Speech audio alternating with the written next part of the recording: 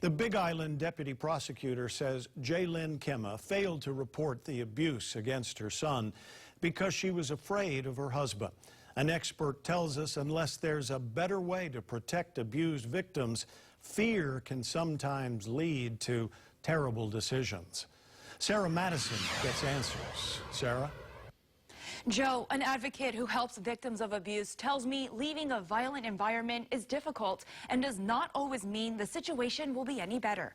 The abuser may still haunt the victims, and there's not a lot of options for security. There's no affordable housing. There's no affordable child care. It's hard to earn a living wage. Sometimes your partner will be arrested. Sometimes he or she won't. Sometimes your partner will be convicted. Sometimes he or she won't. So what are the protections? What's the safety?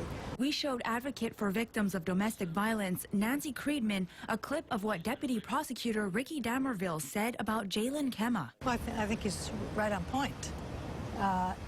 It is nearly impossible for a person who has observed or been present during the abuse of their children to not feel some ambivalence about their own terror and their responsibility to the children. Creedman says terror, trauma, and guilt from living in a violent household can immobilize victims to seek help. So I asked about Jaylyn Kemma's confession. Do you think that the distance away from the abuser possibly has helped with this confession?